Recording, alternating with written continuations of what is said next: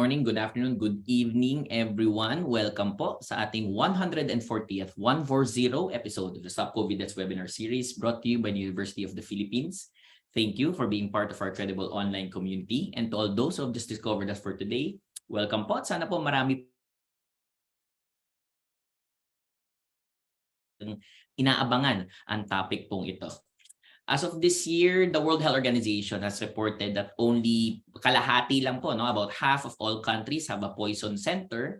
So ano po ba ang role ng poison center? They are sources of expertise on the diagnosis and management of poisoning, and most centers provide emergency advice to the general public as well as to health professionals. Dito po sa Pilipinas, maswerte po tayo kasi since the 1970s, pinangunahan po ito ng esteemed pharmacologist po, Professor Emeritus Dr. Nelia Cortez Maramba.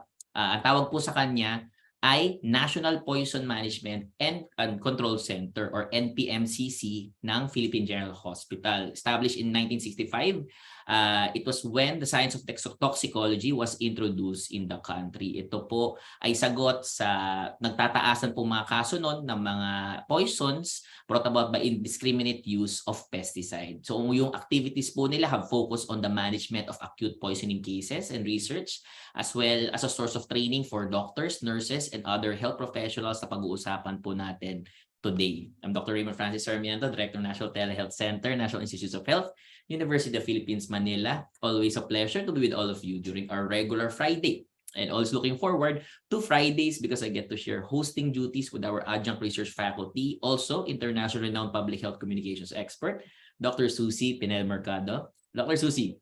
Hi, good afternoon, Raymond. Magandang hapon po sa inyong lahat. Saan man kayo naroon.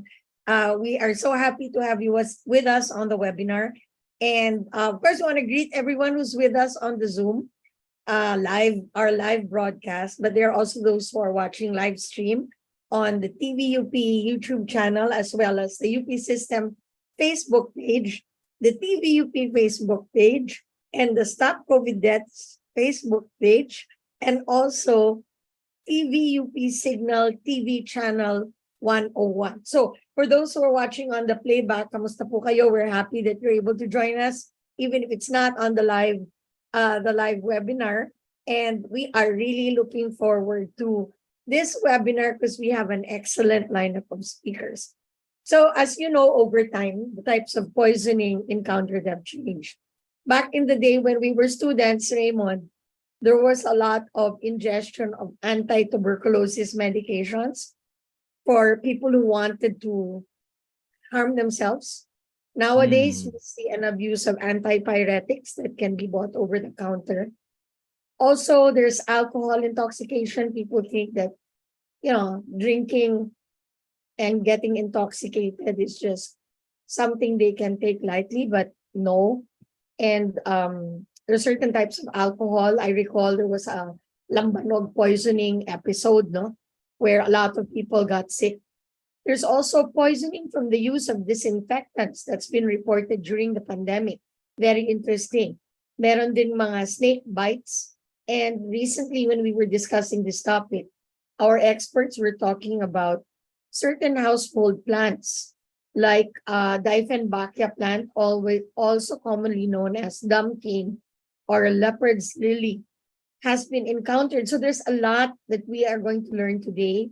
I think our guests will also touch on oil spills, red tide, algal blooms, and chemical biological radiation and nuclear exposures. We have talked about this before, but I think given the tension in the world, so many geopolitical flashpoints, it's good for us to be prepared and to know more about this. Our main speaker for today is Dr. Nelia Cortez Maramba, who actually has a recording. Dr. Maramba is Professor Emeritus and really a highly esteemed, well-loved professor at the UP College of Medicine, Department of Pharmacology and Toxicology.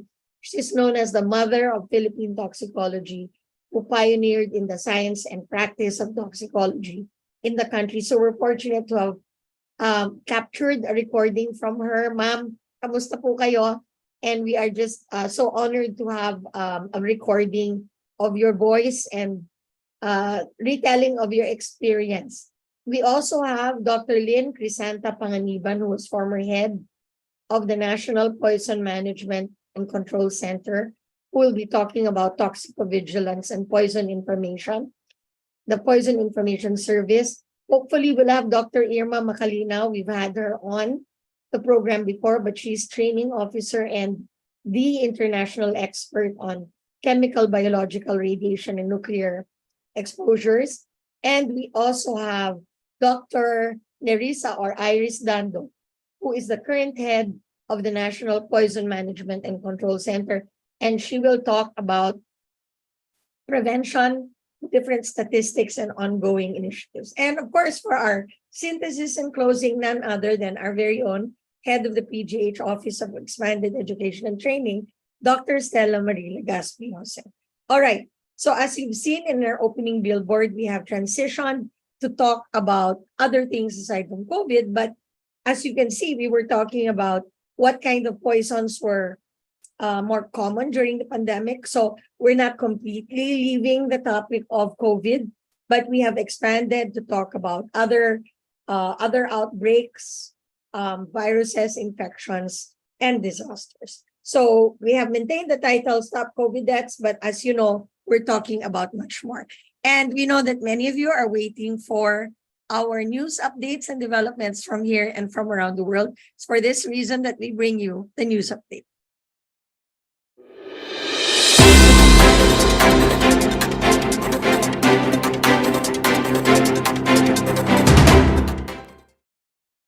Okay, for our very first news update, in utero exposure to SARS-CoV-2 may raise neurodevelopmental disorder risk in boys. So according to Dr. Andrea G. Edlow from the Massachusetts General Hospital and Harvard Medical School in Boston, wherein she and colleagues examined data from 18,355 births from March 2020 to May 2021 at 8 hospitals across 2 health systems in Massachusetts.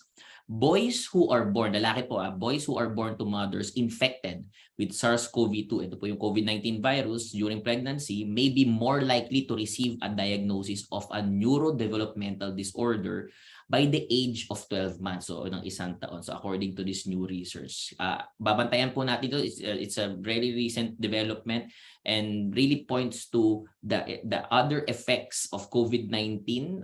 Hopefully, it's something that we'll be able to gain more information on as the study is continued. Dr. Susie, what about you?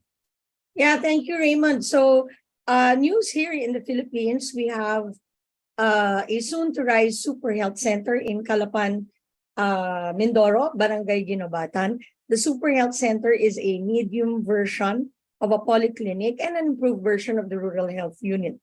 It aims to serve far-flung communities by providing consultation and treatment services, including birthing, isolation, diagnostics like laboratory, X-ray and ultrasound, pharmacy, and ambulatory surgery. There will also be medical services for eye, ear, nose, and throat conditions, oncology, physical therapy, and rehabilitation. So the Department of Health expects to set up more than 300 super health centers throughout the country. And that's our news for today. Next week, we'll be back with more updates on the news update.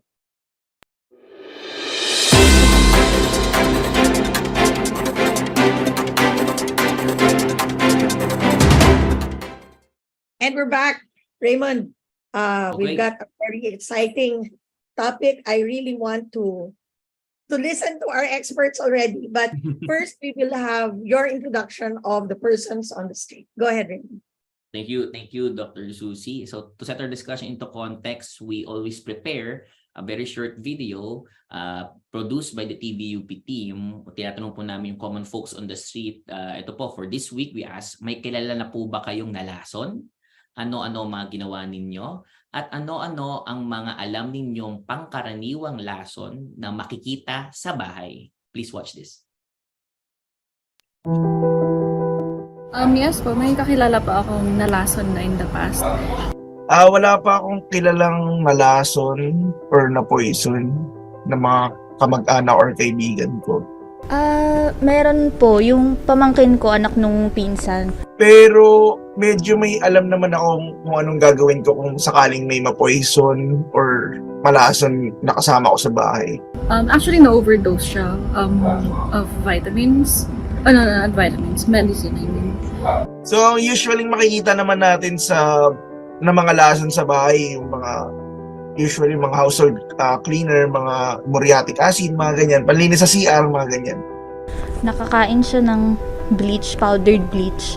Tapos, alam ko yung ginawa, pinainom lang ng tubig. Ano lang yun 5 years old. Other poisons sa bahay, aside from medicines na dangerous sa kids, I think too much Clorox or bleach. And sa Clorox or bleach, it can be sa oral or inhalation. Katulad nung sa pinsan ko, sa ate ko, yun nga mga panlinis na powdered, pati liquid. Sa tingin ko, mahalaga na may label yung mga ganitong bagay, tsaka hindi siya hinahalo sa mga gamit sa pagkain, tsaka sa panluto. Kasi lalo na kapag may bata kayo sa bahay. I believe yung first aid na ginawa nila was to drink lots of fluids and then dinala sa ER. Yeah. So, kung sakali man na yung poison nasa wallow o nalunok, ang alam kong kailangan gawin is i-check yung bibig. I-check agad yung bibig nung na-poison kung may mga remaining pa na natitira sa bibig nila. So, kailangan natin tanggalin yun. And kung kung poison naman sa skin, kunyari, dumikit sa balat nila, usually kailangan natin ng cloth na ipang tatanggal natin dun sa na natitira sa balat nila. So, kailangan naka-gloves din tayo pagka ganun. Person I know, bata siya. So, he was left unattended and then he was maybe like exploring, and syempre alam naman natin yung mga bata, mahilig magsubo ng kung ano-ano. So yeah, as a parent or as a guardian, keep everything away from children's reach. Like, if you know it's dangerous to their health, keep it away from their reach. So, advice para sa para mas ma-prevent yung mga ganong klaseng poisoning. Siguro magbigay tayo ng separate talaga na drawer or cabinet para sa mga natin, para sa mga household cleaners natin, sa anything na poisonous.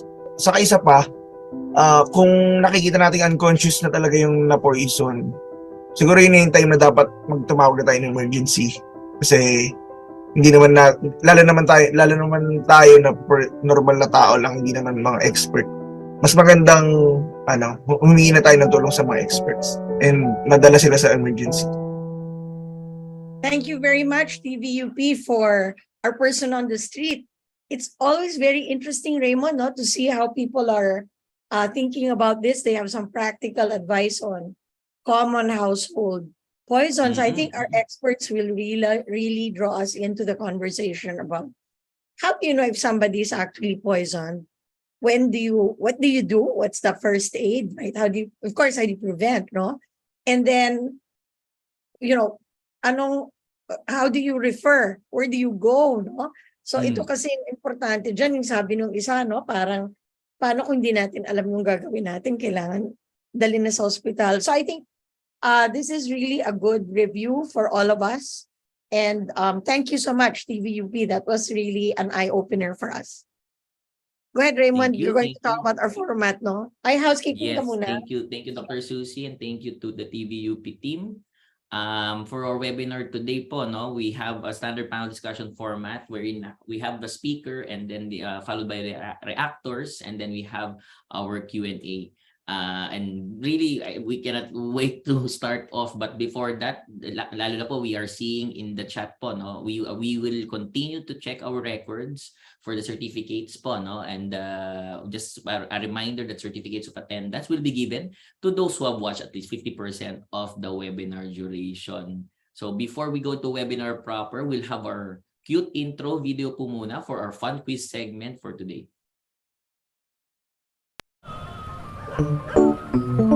Hello? Hello? Hello? Kumusta na kayo lahat? Hi, I'm Doc Susie, the mini Doc Susie. And I'm Doc Radar, the mini Doc Raymond. Are you ready to have fun? Simply open your browser to www.slido.com and enter your code to participate. We will discuss your answers during the panel discussion later on in the program. We will have it flashing on your screen in a bit, and we look forward to your answers. Masaya at madali lang ito. Join na! Natatawa pa rin ako dito, Raymond eh. Kasi nagbi-blink eh. Di ba yung After nagbi-blink Holy Week, yung iba na tayo character? nan ulit. Galing nagbi-blink pa. Nakikita yung nakapikit. Anyway, sige, go ahead. Let's go to our fun quiz. Nako, magandang mga Okay. katanungan natin. Let's see kung ano Thank kayo, you, thank you. 100% Can we have it on ang the score screen? nyo.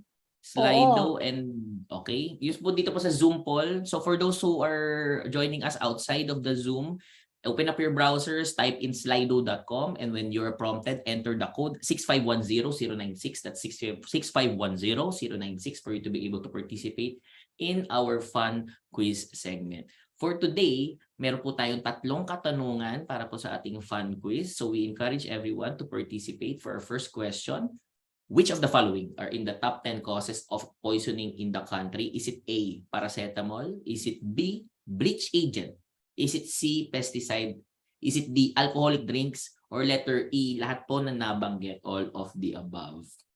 So as you're answering, and take this opportunity to greet those who are joining us from the Zamboanga City Medical Center. Toxicologist po siya. Maraming salamat po.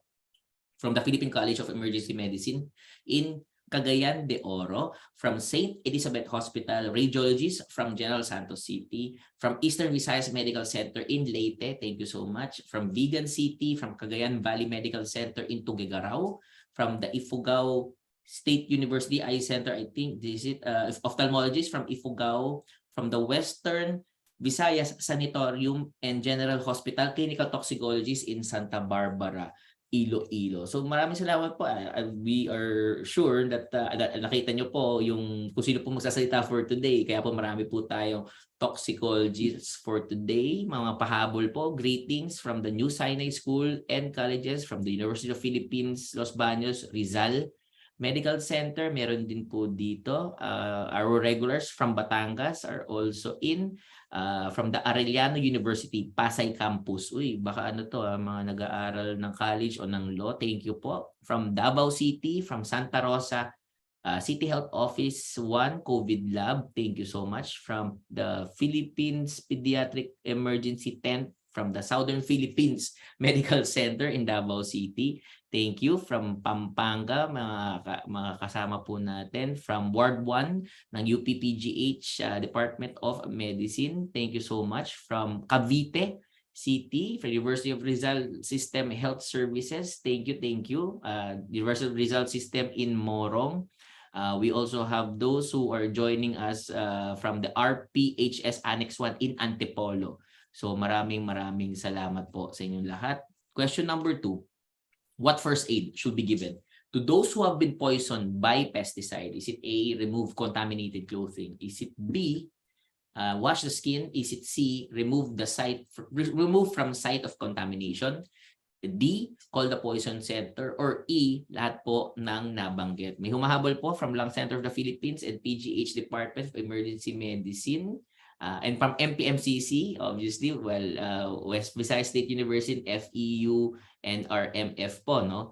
So, thank you so much. But internationally, we are being viewed by our avid audience and viewers from Al Meswak Dental Clinics in Taif, Saudi Arabia, from doctor from Stockholm, Sweden. I think this is the first time I've seen that. From Penn Medicine, Addiction Medicine in Princeton, New Jersey. For our third question for today. Last question, when should you suspect poisoning in a previously well individual? Pag meron na pong sudden change in behavior or sensorium. B, hallucinations. C, cardiac arrhythmia. D, severe gastrointestinal symptoms. Or E, all of the above. So thank you so much. Greetings pa rin po from Philippine Children's Medical Center. Hindi po namin to sasarado as we go on to the webinar proper for today. Dr. Susie? Yeah, thank you so much, Raymond. A lot of people like to join the fun poll just to see if they can get 100%. Sana 100% kayo. No? Okay, so we are very excited to get this discussion underway. And let me introduce our first presenter. This is a video clip, so it's not live, but it's really such an honor to have our esteemed Professor Emeritus of the Department of Pharmacology and Toxicology at the UP College of Medicine. Let's give a warm virtual welcome to Dr. Nelia Cortez Maramba. Let's roll the video.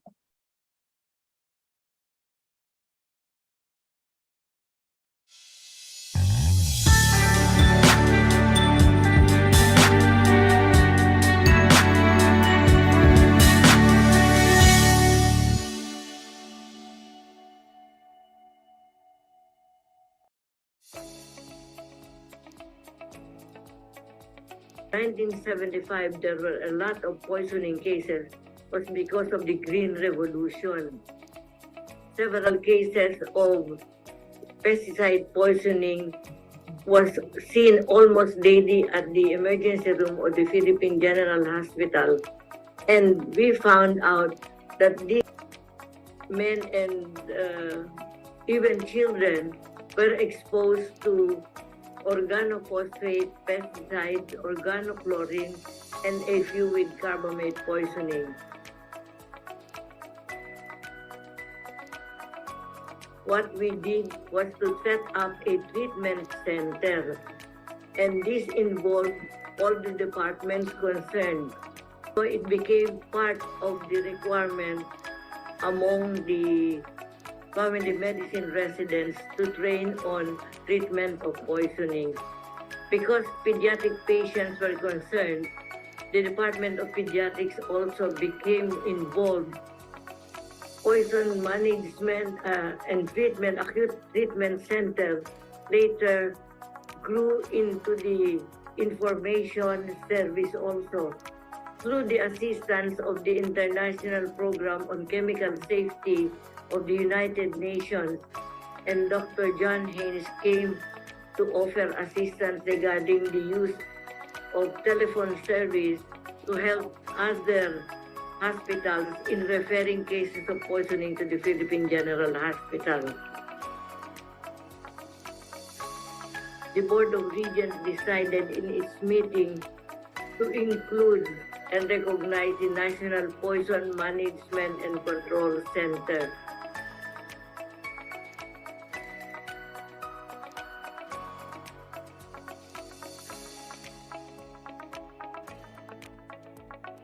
Our mission in the Poison Center is not only for poisoning as far as chemicals and hazardous substances are concerned, but to be involved in all cases where there is danger or safety problem.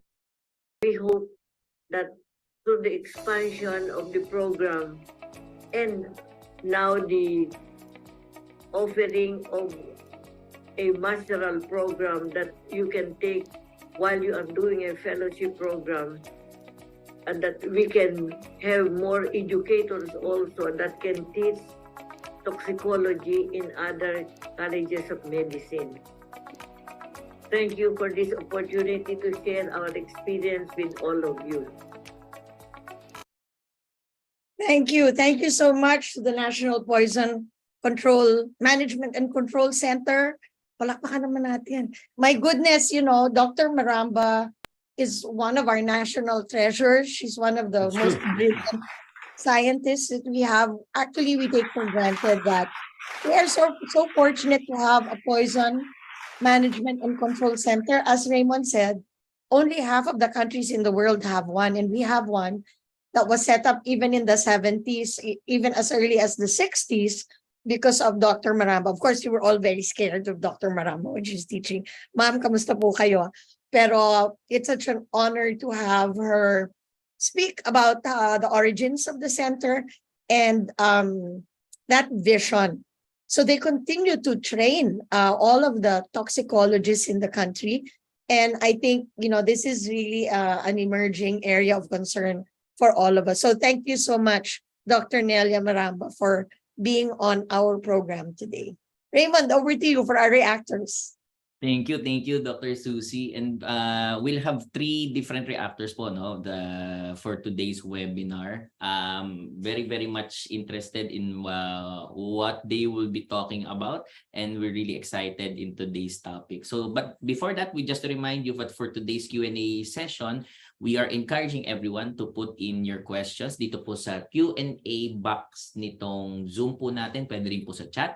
At kung kayo po ay nanonood sa Stop COVID Deaths YouTube, Facebook page at TVUP Facebook page at TVUP YouTube channel, you can put it as a comment and we'll be scouring and scanning po which questions we'll be posing to all of our speakers. Okay, it's my pleasure to introduce to you our very first of 3 reactors, professor from the Department of Pharmacology and Toxicology of the UP College of Medicine, also consultant and former head of the National Poison Management and Control Center of the UP Philippine General Hospital. Please welcome to your screens Dr. Lynn Crisanta Panganiban. Ma'am Lynn. Thank you, Raymond, and good afternoon to everyone. I'm so glad that everyone has logged in into this webinar, and I hope you stay on until the end, and so we will try to answer whatever questions you do have. I cannot share screen. Okay. Okay, let's see what we can do, Lynn. Sandali. Okay. Sige. So actually, I would like to thank Ma'am Nelia for really joining us. You know, since the COVID-19, she's not reported to work, but she can always be visited at home. And she, as what Susie said, she's giving us a lot still of wisdom for the many years now that she has been practicing medicine, pediatrics, and also toxicology. So can I? Lynn, co-host ka na. Pwede ka Go na. ahead, go ahead. Okay. Oh, co-host ka na. So for my reaction to the short talk of Ma'am Nelia, what I will be focusing on is actually our poison information and toxicovigilance. As what Dr. Nelia Maramba said, we started as a treatment center, then we extended to becoming a poison information service. So this is where I will be focusing my talk on, and that I will be sharing how we collect our data and how we are using the data that we do have for toxicovigilance purposes. Okay, so let me just maybe review everyone as to what toxicovigilance is. So this is defined as an active identification and assessment of the risk of toxicity from exposure of a community or population to various toxicants. And the goal of toxicovigilance is actually to provide information for timely and appropriate action to prevent, to treat, to reduce harm and manage risks of toxic exposures.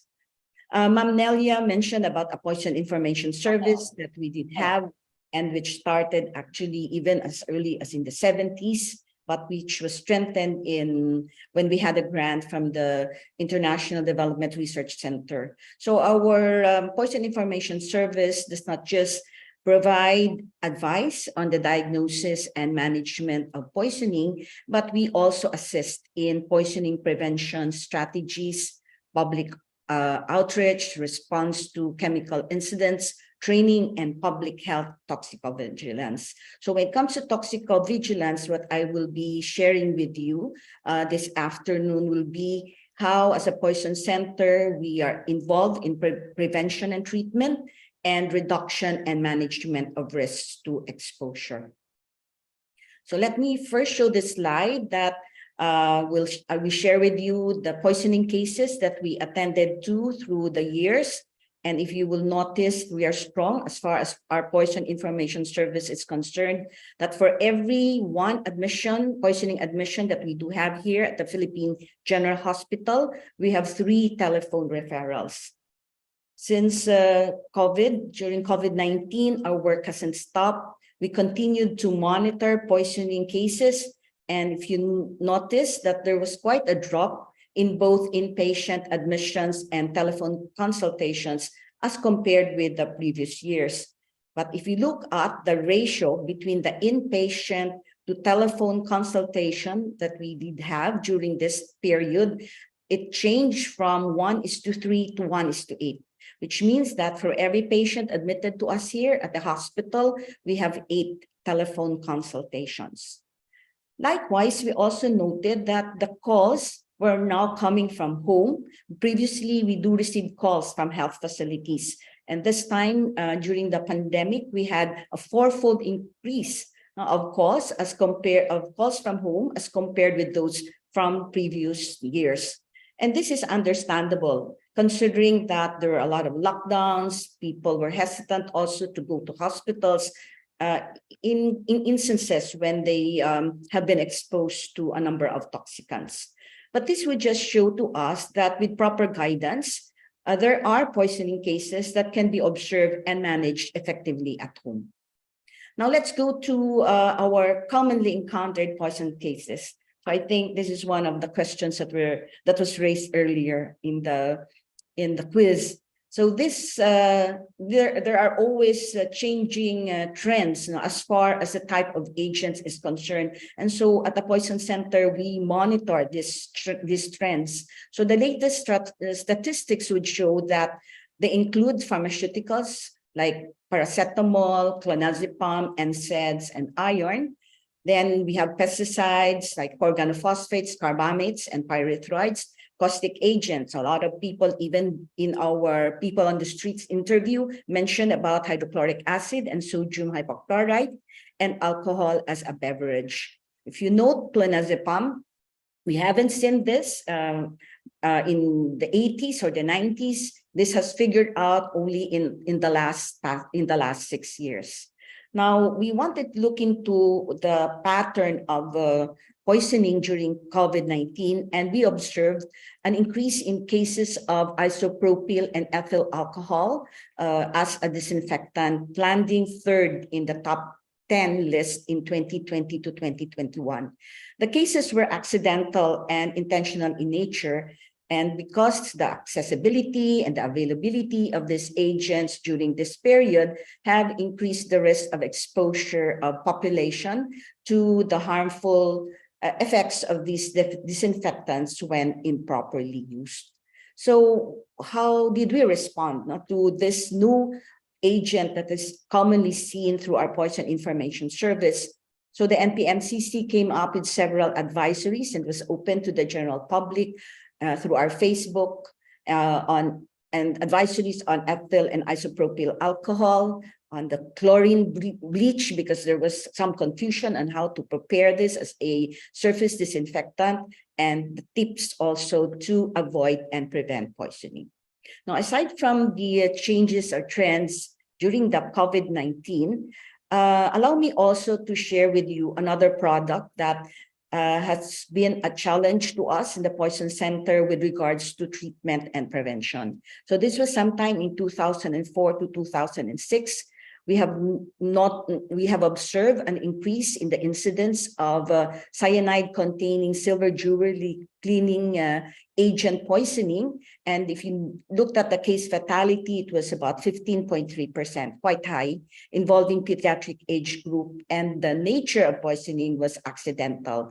And it was because these solutions were sold and stored in unlabeled or improper containers, such as beverage bottles. So what did we do at the Poison Center to address this issue? So we came up and we were involved in the Tri-Media Information Education campaign on the hazards of cyanide. We attended interagency committee meetings. We developed treatment guideline for cyanide poisoning, and we ensured the availability of antidotes. The antidotes, which are sodium nitrite and sodium thiosulfate, these are expensive antidotes and not readily available here in the country. But we're fortunate that we have compounding pharmacists here at the Philippine General Hospital, and they were able to compound such antidotes for the use of our patients, not just here in PGH, but also for other patients in other hospitals. So in 2009 to 2011, we observed a decline in the case fatality rate down to 3.7%. And because of our engagements also with the government agencies and also the industries, there was now a shift in the content from cyanide to a less toxic compound, which is thiourea. So as I mentioned, the engagements with the regulatory agencies led to a joint DOH-DENR advisory on the ban of this agent and other toxic substances. So to date, when we look at our statistics, poisoning from cyanide-containing silver jewelry cleaning agents have become less and less. Now, as what I have just shared with you, these are acute poisoning cases that we do encounter through our Poison Information Service and even admissions at the Philippine General Hospital. But what I will now share will be our experience with regards to the reduction and management of risks of exposures. And usually the poisoning cases involve chronic exposures. So an example I would share with you is the arsenic exposure and poisoning in several villages in the province, in somewhere in Luzon. So in 2014, 2 patients who presented with skin lesions were referred to us by our dermatology colleagues here at the Philippine General Hospital on separate occasions for a possible arsenic poisoning. And this subsequently led to the conduct of health and environmental assessment of about 123 residents from 5 villages in that province. And when we examined, about 94% of these residents had lesions suggestive of arsenical keratosis. And these are the pictures of this of our patients that we saw then. Then 7 of 10 specimens from drinking water sources of 4 villages revealed arsenic levels which exceeded the Philippine national standards for drinking water of 0.01 milligrams per liter. So with that said levels of arsenic, the question raised to us by the community and the local health authorities was whether the continuous drinking from these contaminated water sources can pose significant risks to the health of the residents, both for non-cancer and cancer endpoints. So we did a risk assessment, and the results showed that the children and adults if they continue to drink from this contaminated drinking water source, can develop arsenicosis through time and also cancer, with excess lifetime cancer risks of 9 in 10,000 in 1,000 to 10 in a 10,000 population. So what were our other interventions then was, of course, the risk reduction measures, such as identifying where the source of arsenic was and provide the community with alternate drinking water source. Continuous conduct of medical evaluation and surveillance among exposed populations were also encouraged for the local government agents, local government units, and at the same time, a regional health office there to continue on with this activity. Now, the next toxicologic issue I will share involves everything from acute to chronic toxicant exposures, and this will include the treatment, prevention, and assessment of risks. So I refer to the Guimaras oil spill, which occurred in August of 2006 when the empty Solar 1 carrying the bunker oil sank in Guimaras Strait, and this affected severely 14 barangays. The local government health team conducted a rapid health assessment, and they found findings consistent with acute fuel oil exposure. And by August 24, they reported that there were 545 oil spill related health cases in that island. We were contacted on August 17 to help address the spill, not to really contain and handle the spill, but particularly the management of exposed populations and provide guidance on how to prevent further exposure. So together with the Department of Health, the following steps were initiated by the Poison Center. So step 1, we look into hazard identification to document what exactly is the composition of bunker oil. And the bunker oil, I think that is bunker oil 6, fuel 6, contained hydrocarbons and we have hetero molecules containing sulfur, oxygen, nitrogen, and some metals. And to note, the sulfur compound can release hydrogen sulfide gas. And these compounds produce immediate systemic effects involving cardiovascular, respiratory, central nervous, and integumentary systems. Next step, we have to identify the route of exposure. So routes of exposure were through inhalation, dermal, and oral routes. And step 3, we also have to identify, because we need to prioritize the high-risk population, and we group them according to whether they are directly exposed, indirectly exposed, and as far as the age groups are concerned, and also whether they're women of reproductive age group and those with comorbidities. Now, the fourth step was for us to do case investigation. And we did this by, again, performing health assessment of residents, as well as conducting environmental monitoring.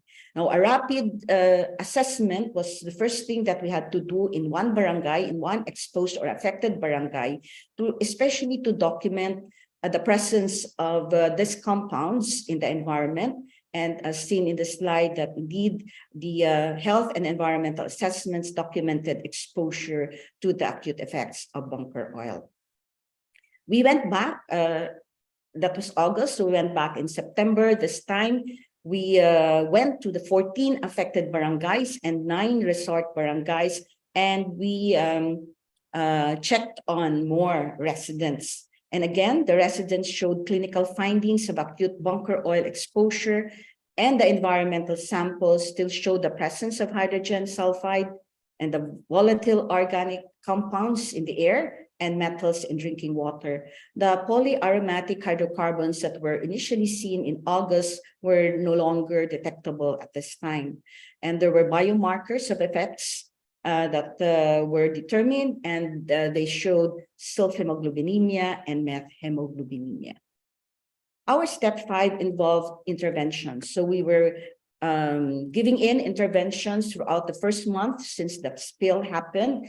And this consisted of the issuance of advisories, the actual management of affected individuals together with the local government unit and even the regional hospitals in the Visayas, in Iloilo, and the recommendation with regards to the need for long-term assessment or medical surveillance among residents in the affected areas. So we had to go back, actually. So it's a long journey that we had to go through.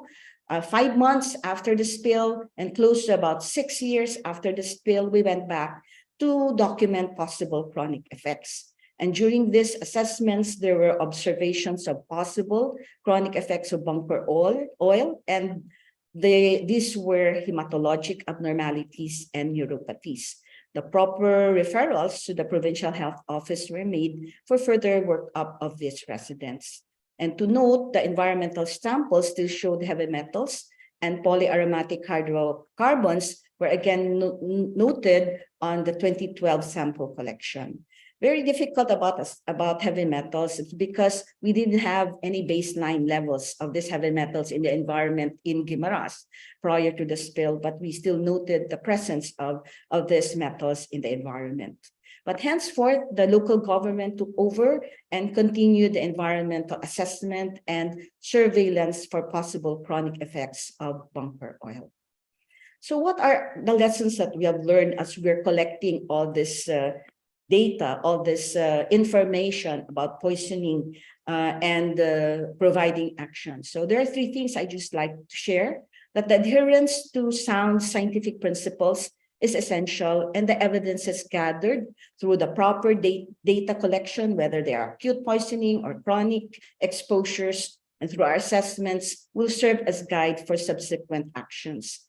And teamwork and commitment, because we cannot do this on our own. We have to link up and partner with other disciplines, and effective communication are important tools to achieve our set goals of poisoning prevention and control. So I think I'll end here.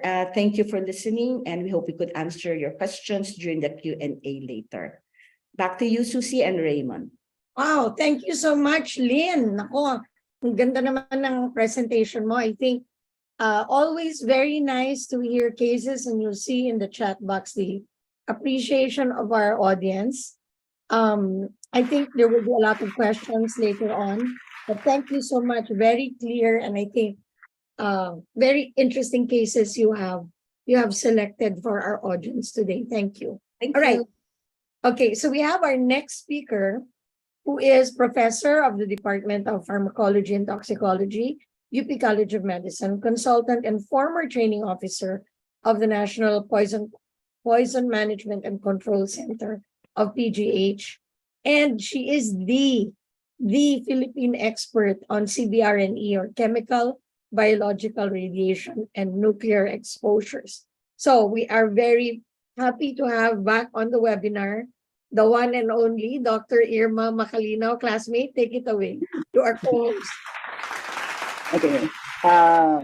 Good afternoon. I just want first to be able to share my screen before I continue with the discussion. So again, good afternoon, everyone. And thank you again for TVUP for allowing me to make a short intervention as a reaction to our mother of Philippine toxicology. I apologize if there's some noises in the background. I actually just stepped out of the CBRN national team meeting that is taking place since 10 o'clock a.m. and with a working lunch. So I just had to go out and do this presentation. So I just like to mention again what Dr. Maramba had a vision for toxicology. It's being spread across nationally, and of course, with the development of the skills of the people whom she trained, we were also able to train other countries. Susie would know that because we have been consultants before for WHO's strengthening poison control centers in Southeast Asia. But I think what I want to discuss very briefly now as a reaction is related to chemical emergencies. And what I'm just going to give you as examples are some of the cases where the UP National Poison Management and Control Center was actually involved. With this next slide, I just want to be able to bring to, as a reminder, what happened many years ago in 2005. There were children who actually were exposed, even if the news said that cassava kills 30 kids, actually 27 children died during that particular incident in Bohol. Of course, the question then when these patients were referred to us was whether we had the antidotes necessary to treat cyanide poisoning. Because we know, for example, that cassava may actually contain cyanogenic glycogen and therefore result in some kind of cyanide poisoning depending upon the amount of this cyanogenic glycoside. So in the end, when we were being asked to answer this particular call, we told our colleagues from the Department of Health that we do not think that this is really cyanide poisoning based on the manifestations of the patient. And of course, this resulted in an investigation. I still remember that the then Secretary of Health asked us whether we can safely eat cassava. And we said, of course, sir, this is not cassava poisoning. This is really pesticide poisoning. So what was the way by which the UP and TMCC participated in this? Just to describe how far we can go. And it's very interesting that today is the last day also of Women Empowerment, Women's Month, and a group of women actually did go to Bohol, and we were in an area that was highly infested with insurgency at that time, and so we were actually stopped for a while. We couldn't proceed to the actual site because of the fact that we might not be safe if we travel at night. But the interesting part here was that when these patients were being referred, they already had the impression of cyanide, but a good poison control center is able to recognize the toxidrome and that it didn't seem to be like cyanide poisoning.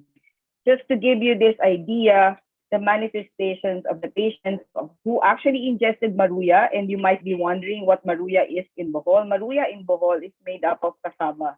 Unlike that of maruya in the Lason area where the maruya or Manila area is made of banana. In their case, it was made out of cassava.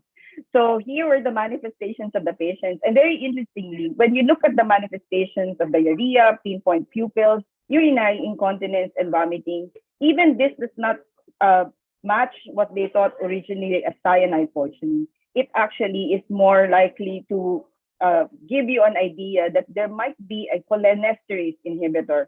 And in our setting in the Philippines, our cholinesterase inhibitors can either be organophosphates, which actually were the reasons why Dr. Maramba really was very enthusiastic in building the poison center because of in response to organophosphate and other pesticide poisoning. But in this case, the other cholinesterase that we have to consider, of course, is the carbamate. But what was very disturbing in this case was that within 30 minutes of the intake of the children who took this as their snack, they already exhibited different degrees of manifestations associated with this that you find in the chart. So having said that, when we talk about the toxidrome approach to cholinesterase inhibition, we always look at what we call dumbbells as an acronym. The acronym being diarrhea, urinary incontinence, meiosis, bradycardia, bronchospasm, emesis, and lacrimation. So what you can see here is that these patients actually seem to fit more the impression that this was actually cholinesterase inhibitor, either from an organophosphate or or a carbamate. To cut this story short, so Dr. Panganiban and I and Dr. Bessie Antonio, we actually went to the area, and of course, Dr. Carissa Giuquino was the person on duty at the Poison Center. We coordinated the investigation and the treatment of the patients who survived this particular poisoning. This also showed how it was important for us to coordinate with the other people whom we have trained in the Poison Center to be able to gather enough supplies because we know we needed enough atropine to treat the remaining patients because there were about 144 children who were involved in this particular poisoning case. To cut the long story short, we were able to manage the poisoning of the remaining survivors. And the very important aspect of this particular incident was that it was declared as a national disaster. And even then President Macapagal Arroyo actually went to the area of this particular incident and activated her disaster coordinating council. So we used the Air Force One of the president to actually fly the specimens that we got from the site and into the before it was actually sent to our hospital Department of Pharmacology and Toxicology lab. So here it also showed us the limitations in terms of available resources in a fourth-class municipality. Why? Because it was really disheartening to know that they didn't even have the proper needles so that it was difficult for us to actually treat these patients and hydrate them because of the massive dehydration that they have. Because what they only had was a gauge 27 needle. So I would also like to highlight also the hard work of the doctors who were working in this area despite their limited resources. So let me go to another example that we have had in terms of exposures in schools. And I think one of the classic or maybe one of those, again, necessitated an emergency response that actually took several months for us to complete, and one complication actually continuing despite the fact that we have already supposedly terminated the case. So here is actually a picture of our patient. One of our patients, at first people thought that the manifestations of the skin lesions was actually part of an infectious disease process, only to find out that this was actually a result of an exposure to metallic mercury vapor. So how did this particular event happen? There was a class, there was a teacher who actually wanted to illustrate the physical properties of mercury, and then in the end, they found that this particular patients were exposed to the metallic mercury because the children actually played with the mercury. Some of them spread it in their hair. The others were exposed by the inhalational route, and the others actually brought this home in the ball pen cap. This happened in February. The school was closed until May, despite efforts to clean the school. This actually necessitated 4 U.S. Environmental Protection Agency team of responders to assist the Philippines in creating a response for this. And of course, the Poison Center played a very important role here in examining and treating the patients. But as a responder, so my work here actually was more on the response side in terms of how to really ensure that the cleanup of the school can be done. We assisted the Philippine government, particularly the Department of Health, in setting the standards because there was no clear guideline as to when we can actually go back to the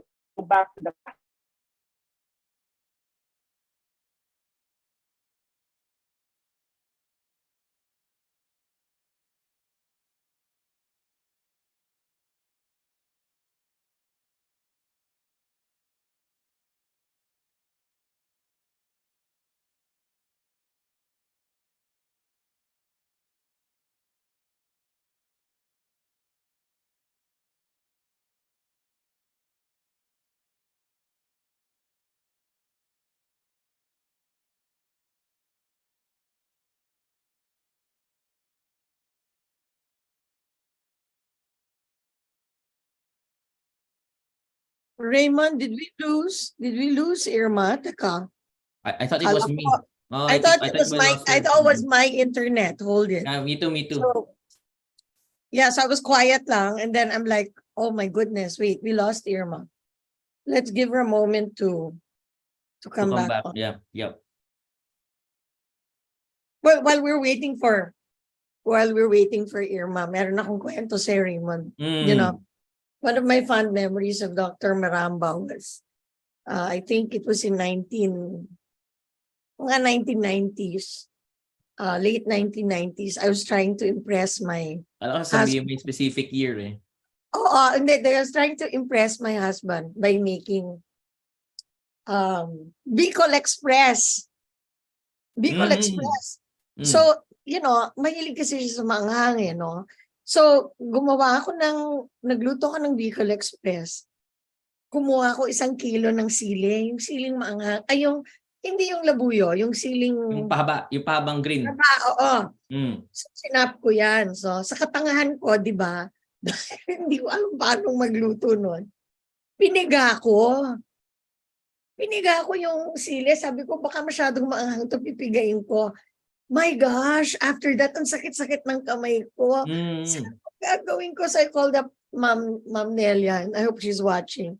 And she said, Susie, that's a burn. Go to the ER. Sunog yan kasi yung capsid daw, yung anghang nung pumasok na dun sa kamay ko. Ayun, awa ng Diyos, nilagyan nila ako ng burn ointment sa hospital. So 3 days yung kamay ko hindi ko magamit, nakabalot talaga. Ang sakit. Pero, you know, if not for Dr. Maramba, I wouldn't know what to do. You know, parang I was like, lalagyan ko ba ng asukal? Lalagyan ko ba ng mantikilya? Sabi niya, that's a chemical burn. Go to the ER right away. So What happened to the Bicol Express? Wala na. Mag-order na lang si Orly dun sa mag-order na lang siya dun sa Jolly Jeep. Hindi ko, you know, I was able to cook it, but it was so painful. So you have to be careful talaga with these things if you don't know what you're doing. And yun nga, trying to impress. Ayun, tuloy, pinalot yung kamay ko. So anyway, panglibang lang sa audience while we're waiting for She hasn't come back eh, Dr. Susie. I think we can go to our third reactor if that's okay.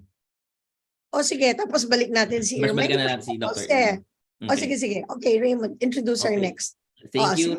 And we hope you'll be able to come back, Dr. Irma, and have your connection. Ayan There we na. go. She's here. Ayan na. Irma. My apologies. No worries. Susie, am I back? O sige. Sige, okay ka lang. Sige, Okay. you have sharing. Go ahead. Okay. Go ahead, Irma. Am I screen sharing now? Not yet. Not yet, but we can see you. Okay. Maybe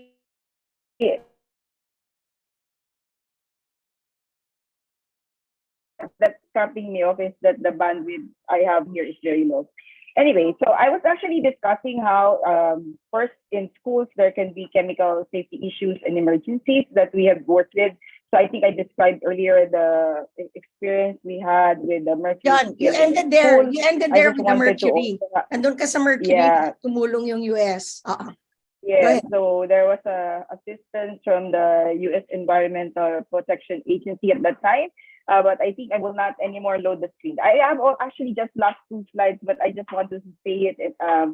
So we also had this experience where there was a multiple chemical spill in a school, and again, the poison center was contacted because of the various chemicals. Just to let you know that that particular school ended up with about 1,440 tons of chemical waste. And this is in a school. Can you imagine how much chemicals they were holding, and that the risk of the exposures of the people and the community were there? What was interesting here was that this particular incident also highlighted a procedure that we call in chemical emergencies, where people have to shelter in place because of the, when this particular event was occurring, the smell was really bad. People were getting nauseated, there was tearing of the eye. And so in the end, we needed to ensure that the other people who are not exposed will not be exposed anymore. And there was really the guidance of the mayor of that particular city, who went around using a megaphone to tell the people to shelter in place. Don't go out first, because the fumes from the multiple chemical spill in the school was really, really very bad.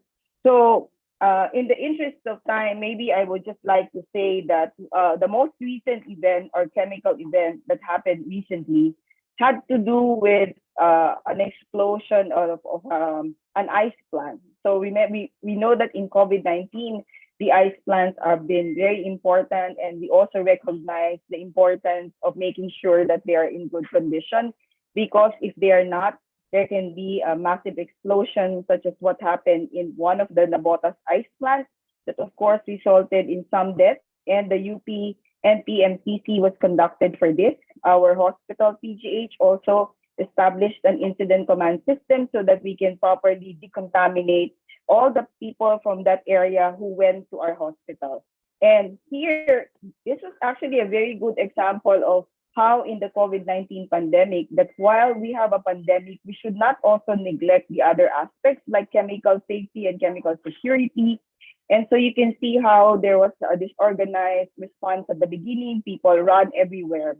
So what I'd like to leave you are 3 tips for you to remember in a chemical emergency. Of course, we will never know when a chemical emergency will happen, when a truck carrying loads of chemicals will cause, an injury to other people, or there can be derailment of a train or truck that is actually carrying them. So I think what is important here are the 3 steps, which is actually, you can actually find this very simple tip in the website of the Center for Disease Control. And this is also what we follow. But we, of course, have technical terms for this, but I will give you the what is contained in that website. It says, get away. So get away. I think there is a question that relates to this in the quiz that you're giving to the audience. Get away means you run away from where that particular incident is coming from, or where the chemical has been released. So if you are going to move away from the site, you actually run uphill. Don't follow downhill.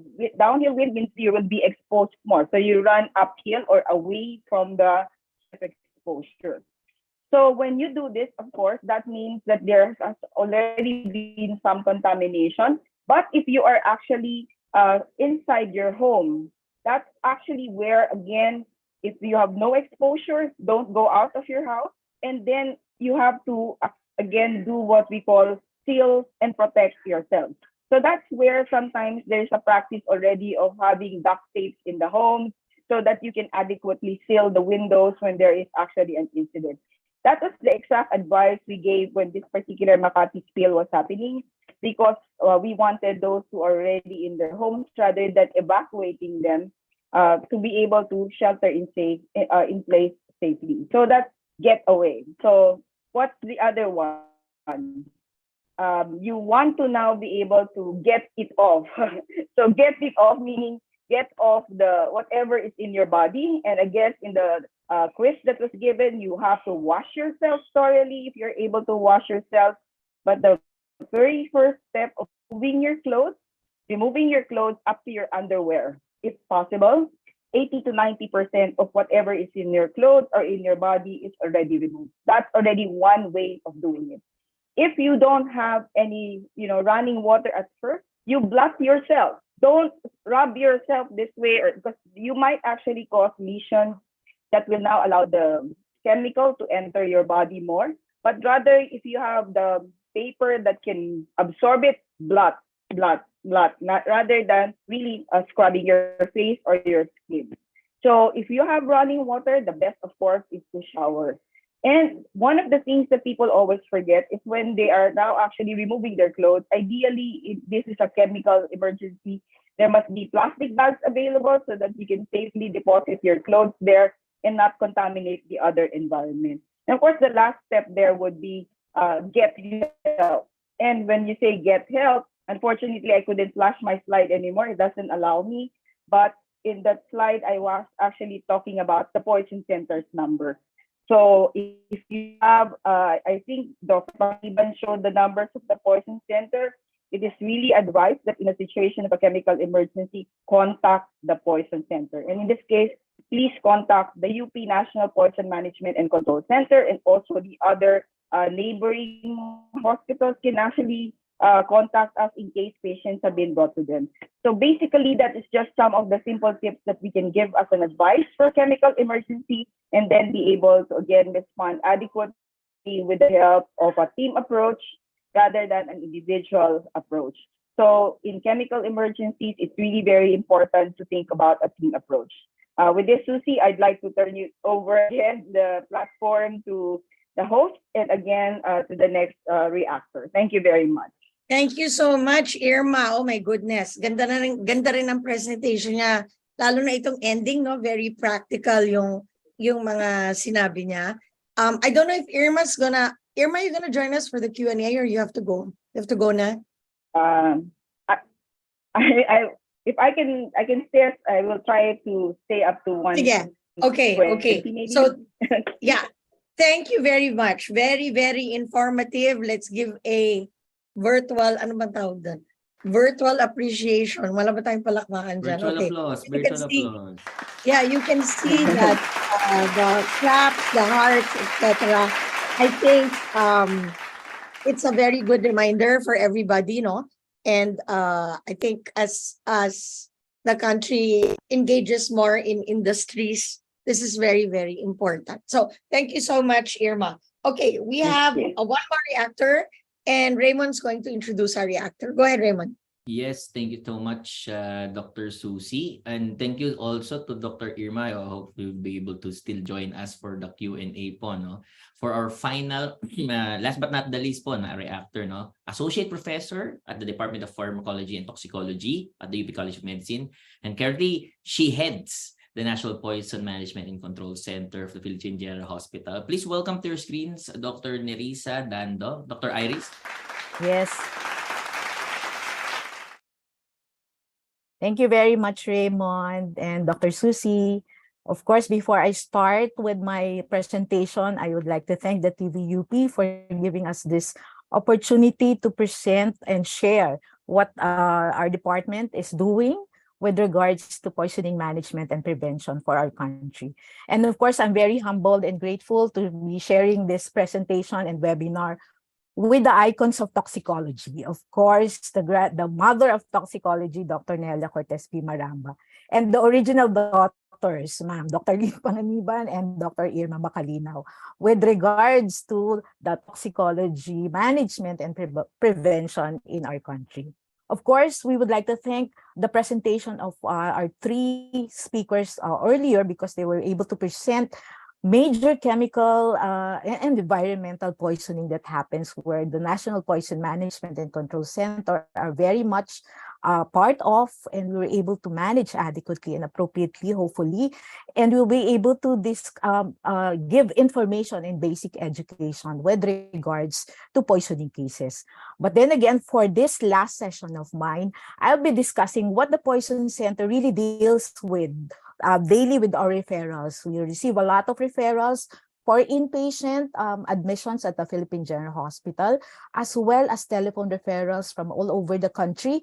not only in hospitals, as mentioned by Dr. Panganiban, but also at home as well, especially during the pandemic. And so what this session will be giving is basically prevention and initial management. And how do we do that? By giving empowerment or giving knowledge and information to our doctors, health professionals, and even to our community and the people in the country. Of course, these are through enumeration of the common and potential poisons, recognizing the possible cases of poisoning, and a little bit, of course, of first aid. Most of these cases may be highly technical and needs a higher level of management with regards to management of poisoning because they need some antidotes. But definitely some first aid can be done even at home or even just initially at the emergency room. And of course, the main goal, of course, of our service is really recommend preventive measures to avoid poisoning. Okay. As I have mentioned, most of our poisoning cases happens at home because there are really harmful chemicals found in many homes. Okay, so we have to be aware of the potential chemicals and even those benign or the usual daily chemicals or daily personal care and hygienes that we do and cleaning agents can be potential toxic exposures to especially children and even those with chronic diseases that may be vulnerable to exposures to these certain chemicals and poison. Okay. Especially, these are some of the poisons that we encountered in garage. You have gasoline, motor oil, and kerosene, which as mentioned in the statistics by Dr. Panganiban as the top 10 of our poisons being referred to us. And of course, a lot of pesticides like organophosphates, carbamates, pyrethroids are mga insect repellents. Of course, the rat poisons and even the mothballs are very common among children being ingested as poisons. Antifreeze in your car, which contains your toxic alcohol, the ethylene glycol, and of course, paint thinners. Cleaning agents are always in the top 2 or top 3 of our poisons being referred to us, no? Especially bleach, the drain and toilet bowl cleaners, as mentioned by our people in the street, and the laundry products can also be very caustic. Some detergent, fabric softener, ammonia cleaners, dish detergents, oven cleaners, and as mentioned by Dr. Panganiban, are very toxic silver jewelry cleaners which contain your cyanide, which eventually, hopefully, has been removed, which now just contains thiourea, but we still have cases that contains the very toxic chemical cyanide. Medicines and vitamins. Now, paracetamol is the #1 drug or drug being overdosed and being referred to us, mainly because during the pandemic, we stock a lot of pain relievers and cough and cold medicines. So they are now in their top drugs that are being overdosed or being referred to us. And of course, a lot of patients who have mental problems are already into psychotropics and sedatives, and now they are being overdosed by these patients themselves. So we receive a lot of those referrals.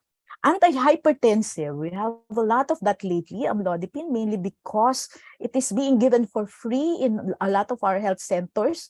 So accessibility to these medications may lead to overdose or poisoning for those who are doing or are using this as their means of suicidal intents. No? Vitamins can be very benign, but especially if those are iron containing, can cause very severe toxicity as well.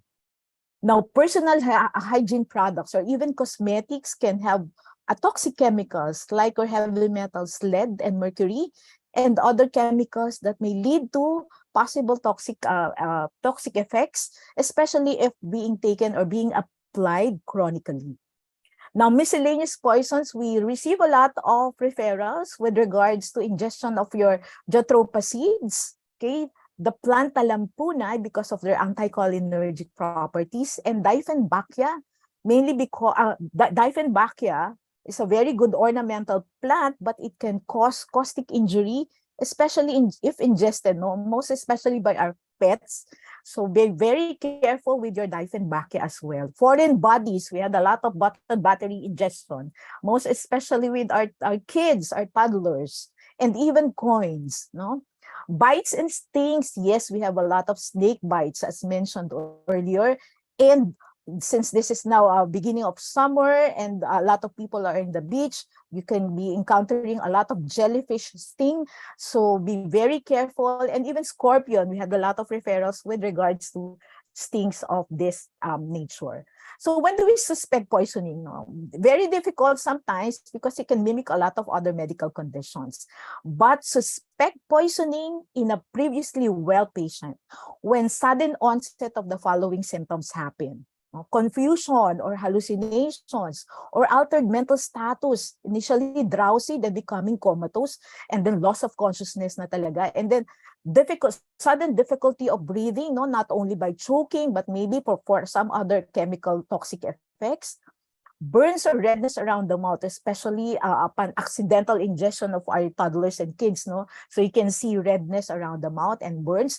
And breath, of course, breath that smells like chemicals, especially exposure to kerosene and other pesticides. Gastrointestinal symptoms, of course, very common, especially if it becomes severe. So you have abdominal pain, nausea, and vomiting, and seizures, especially if a patient is previously well. Then suddenly you see them having seizures and sometimes intractable seizures.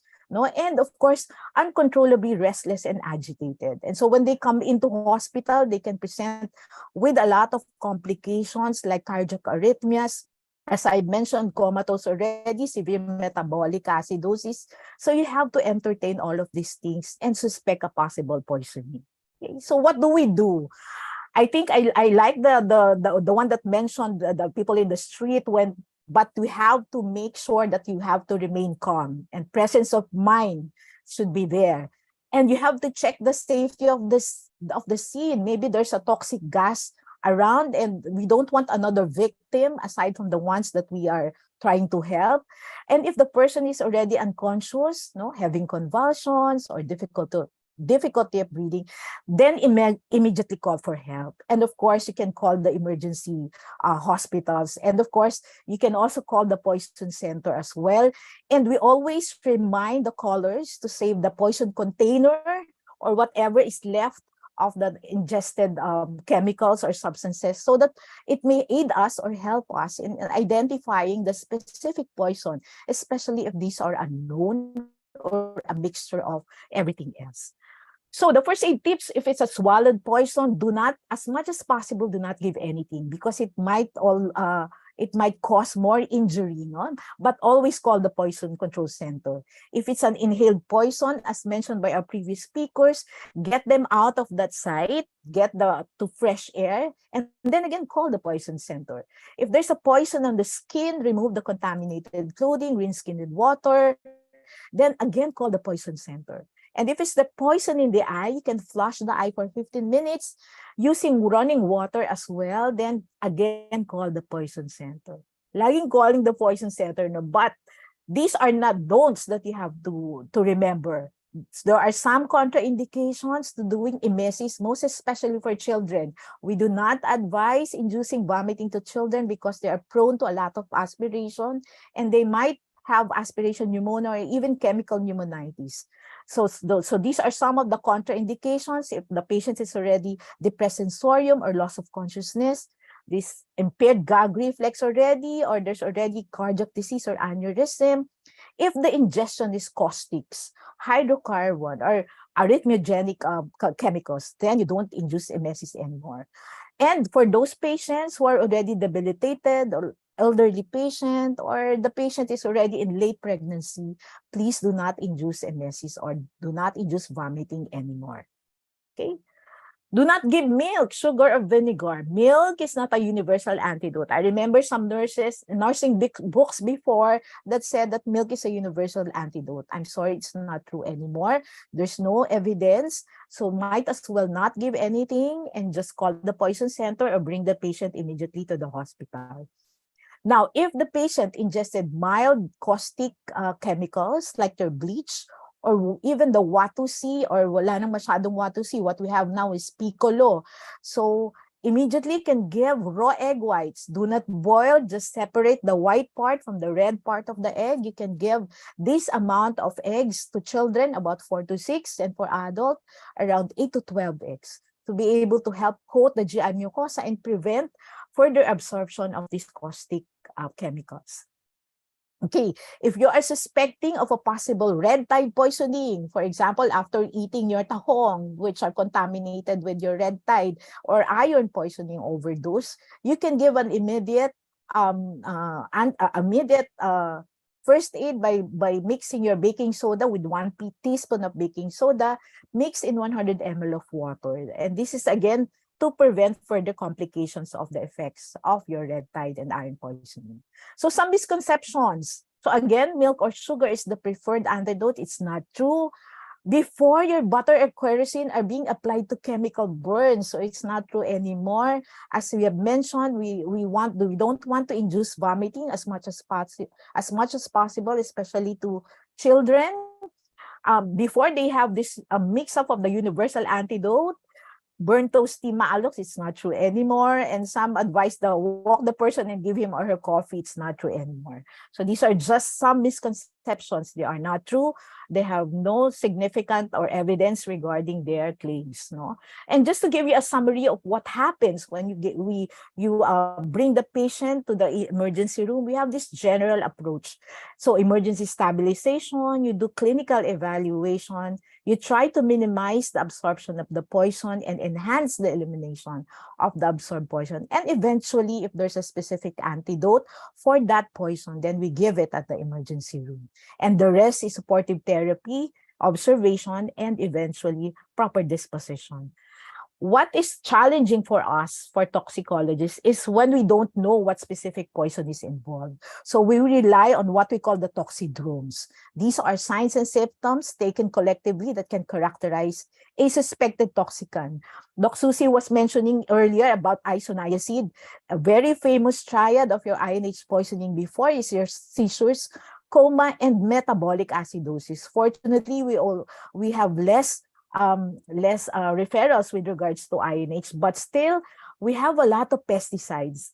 Dr. Marambo was talking about pesticides way before the Green Revolution, but until now, we still had a lot of pesticide exposures presenting with the dumbbells that was mentioned earlier by Dr. Macalino. So that is a lot of toxidromes we can actually review and look at for certain patients. And so we continue the approach with the poisoning patient. And so finally, the prevention, it actually boils down to safe product storage. I was happy that the person in the street mentioned about separating storage for these chemicals. Very good. We have to store it in the original container, secured in location. Storing household products and medications away and locked out and out of sight, out of reach of children. Store it away from food. Kasi we have patients who have ingested it because the chemicals are also inside the refrigerator. So use child-resistant containers or cabinet latches. Properly dispose the leftover and old chemicals. And reading labels and following directions carefully. Using dispensers that comes packaged with your children's medication. We always advise our parents not to call medicine candy.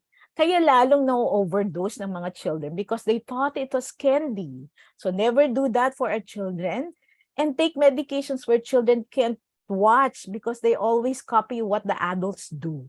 So teach children to ask an adult before eating or drinking anything. Please do inventory of drugs and chemicals at home regularly and dispose properly, and be a role model to children and adolescents. Sorry, medyo I'm to adolescent medicine also. So drinking and smoking and of course drugs should not be taken at home and should be avoided. Should be avoided. And so I was mentioning that the adults should be a role model to these children and adolescents. Of course, if there's already a spill, you protect the skin and eyes from contact. Only purchase the amount that you will use. And I mentioned this already, proper disposing of your leftover and old chemicals. And please do not mix cleaning agents and products. We had a lot of referrals or a lot of questions during the pandemic when they tried to mix different cleaning agents, right? So don't do that because it can cause explosion or even exothermic reactions that may eventually lead to toxic exposures. And of course, always call the poison center. So in essence, there are three preventive measures: education, safety measures or storage, and early recognition of exposures. Four pala. The last is call the poison center. So you have to have a round-the-clock access to your poison centers. So remember, supportive care is the most important measures in poisoning serious overdoses.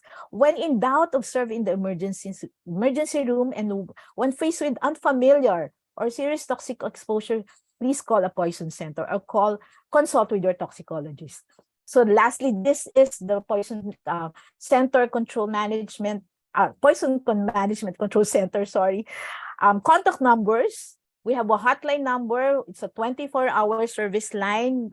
Our doctors and even sometimes the nurses answer the telephone referrals with these hotline numbers. And if it's not an emergency, you can email us or call us during during our office hours so that you can get more information with regards to poisoning and other toxic chemicals.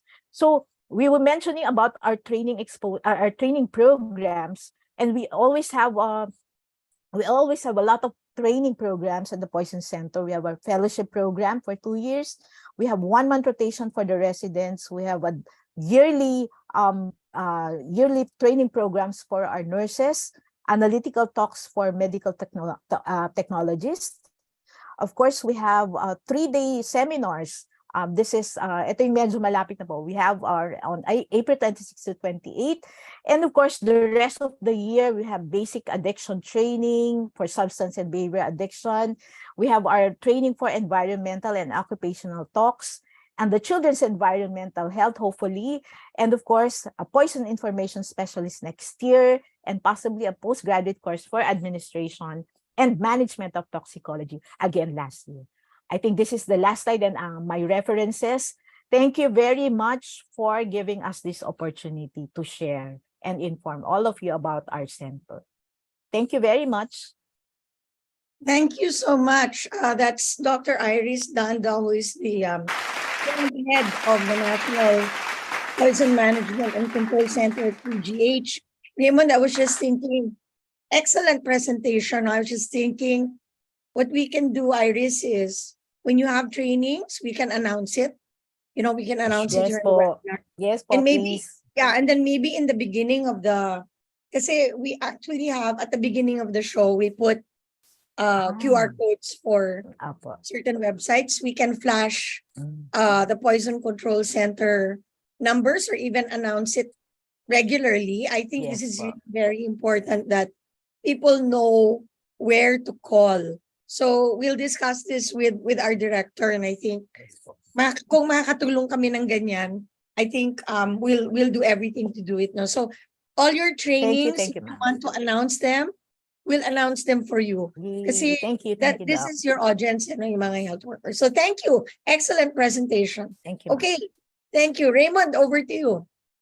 Thank you, Dr. Iris, and thank you, Dr. Susie. So for now, before we go ahead with our Q&A, we'd like to take this opportunity po muna. I mean, we'd invite the speakers to open up their cameras in preparation for the Q&A.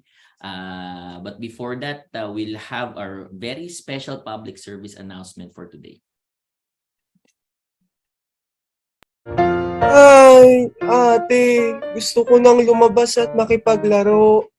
Eh di ba magkakasakit daw tayo kapag lumabas? Magpi-Christmas naman ako eh. Kahit na, hanggat wala daw tayong injection, hindi tayo pwedeng lumabas at maglaro. Ano ba yan? Takot pa naman ako sa injection. Huwag ka mag-alala. Parang kagat lang daw ng langgam yun. Talaga? Eh natatakot pa rin ako. Eh di sabay na lang tayo. Pa-injection? Oo, syempre. Loves kita eh. Para makapaglaro na tayo. Dahil mahal ko kayo, magpapabakuna ako. Kaya mga bata, magpabakuna na kayo. Stay safe and stay well. Mga bata, magpasama na sa Bakuna Center. Thank you, TVUP. The COVID Communication Public Service Announcement is one of the many creative outputs of the Stop COVID Deaths webinar team to push for pediatric vaccination for children age 5 and above. Please share this video clip in all your social media platforms and stay safe and stay well. Magpasama na po sa Bakuna Center.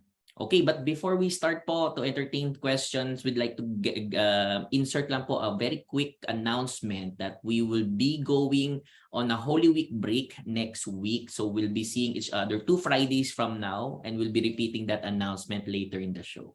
Dr. Susie?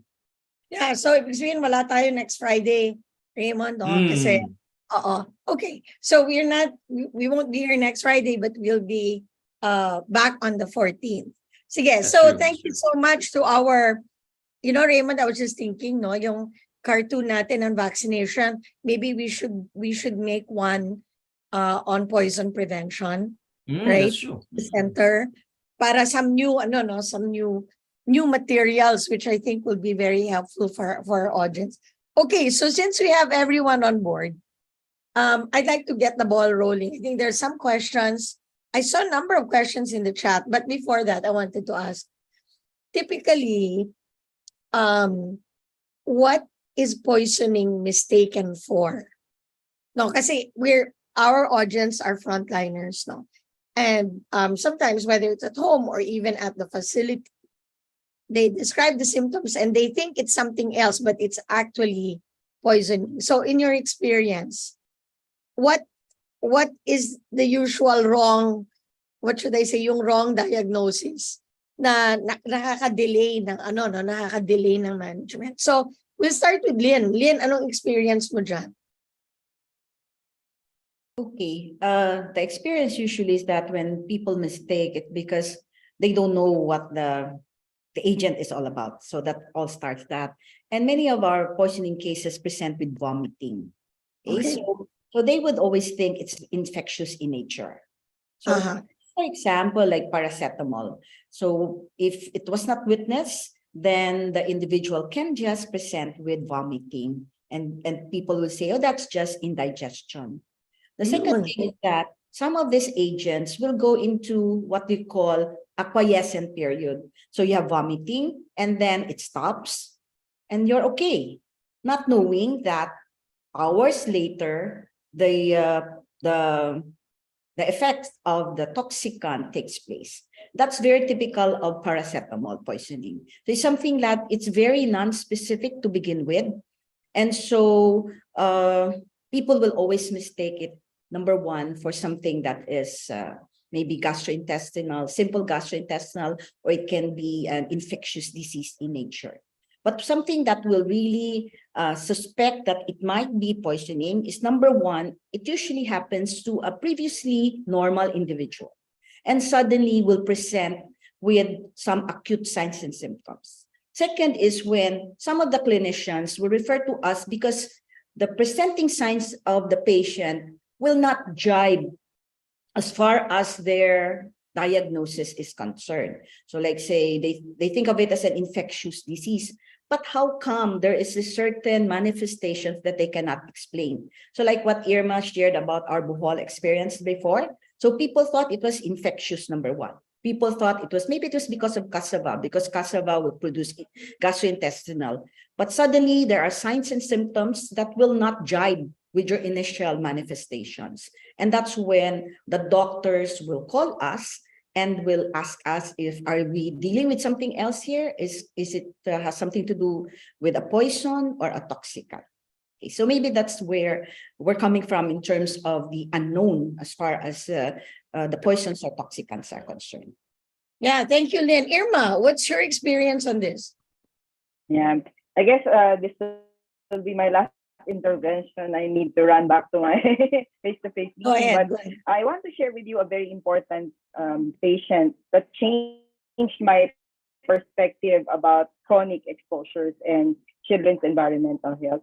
There was a patient who was actually initially admitted to PGH because of chloroquine poisoning. True enough, there was chloroquine poisoning because this patient actually was moved from Isabela to Manila on their own, home against medical advice, but on a chloroquine drip because the diagnosis of that particular place in Isabela was malaria, cerebral malaria. It was interesting. Cerebral malaria, rule out TB meningitis, rule out viral meningitis, and rule out bacterial meningitis. All of those were in the management of the patients. All of those were addressed.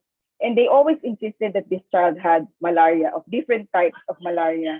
But in the end, this patient, so after I was a fellow then, so I treated this patient first for the immediate chloroquine poisoning.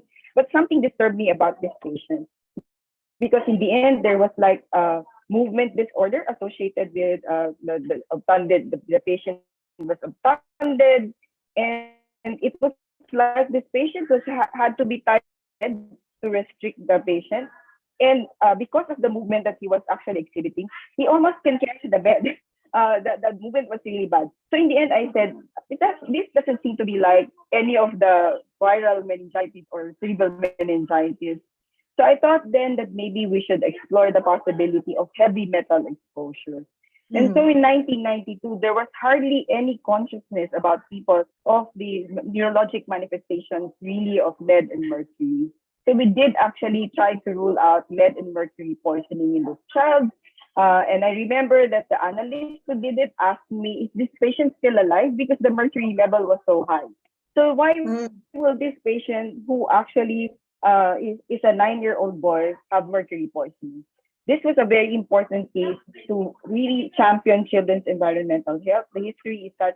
The father was a farmer, so he never, when we asked him the question, is this secondary, do you work with mercury? Of course, he said no. The question that we asked was wrong. We should have asked him in the vernacular and asked him, are you using azogue? And then when we asked him azogue, after we found out that the child has mercury poisoning, it turned out that he would actually sideline because he was living in an area where people sell, particles of small pieces of gold rock. So at the bottom of his house, which was a nipa hut with stilts and bamboo stilts, he would torch gold. And so when this mother was pregnant, and then when this baby was an infant lying on the floor, he was always exposed to mercury vapor. So in the end, this really was a case of chronic exposure to mercury, and that opened a big chunk of also what we call the dual use diagnosis that doctors should always consider. When you cannot explain it with the regular kinds of diagnosis that we usually have, look at the environment, because there might be a clue that this can be a double burden of disease where you have the exposure from the environment causing the neurologic manifestation. Just to cut it short, the good thing about this is that this patient, we followed him up 16 years later. He was already in college, but it was like watching a movie, The Awakening, when we were managing this patient, because after we chelated this child, he actually started responding to us. He actually went home with a wrist drop because that is still some part of the manifestations of mercury exposure. But in the end, I just wanted to say that in the field of children's environmental health, we always have to consider the exposures that might be the reason for why you are seeing hypertension, for example, that may be secondary to lead exposure in utero, but you won't usually think of that. But there is really a strong association with maternal lead exposure to the development of early onset hypertension and heart disease. So this is now what we call the double burden.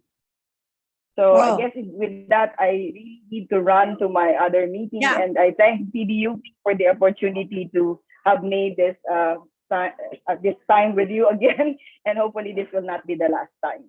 Thank you. Thank you so much. Thank you, Irma, and all the best in your conference on CBRN. Again, very, very, very insightful story there, no? Let's ask Iris the same question. Iris, go ahead.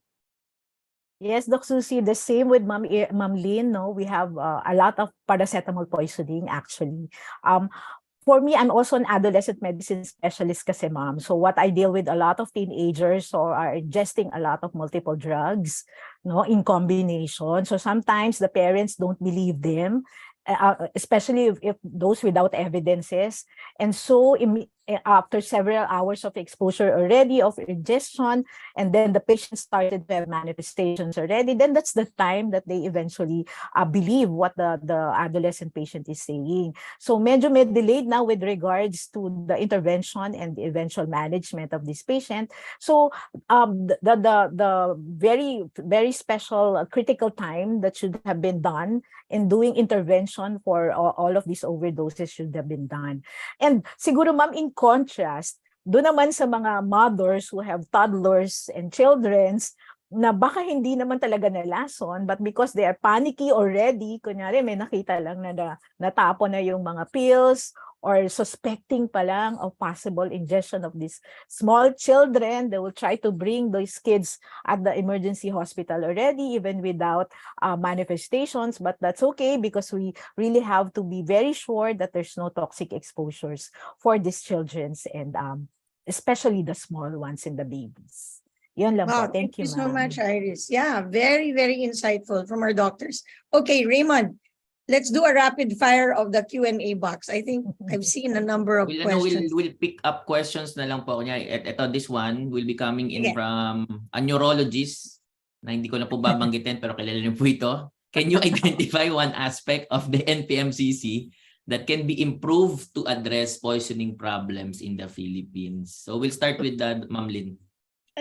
Yeah, I know, a good friend and colleague answer that. She is the past head of the poison center, Diamo, Yes, ma'am. Yes, ma'am. I think it's the challenge that we have right now is really to extend information as far as poisoning prevention and control. Much of what we've been doing is really treating poisoning cases. They call us, we treat them, and then at the end of a quarter, we look at our cases, and if there are red flags, then that's when we do something. But what I would really want to see is poisoning prevention. So in all levels, so from governance down to the capability of people in communities to be able to do prevention work. Because there are poisoning cases that at the end of the day, we can do anything about it. So like say lead, Irma was mentioning about lead and mercury. By the time children, individuals are already poisoned, there's no turning back. No, there are effects that are irreversible. And you lose the time and you should have prevented them. So this is the area where a lot of us are all clinicians. We're busy, we manage. But I think it's important that the public health aspect, as far as poisoning prevention, is something that we can work on. Yes, we have linked up with our partners in the OH, with NGOs, but I still see the day when we could really say that we're there and doing something as far as poisoning prevention is concerned.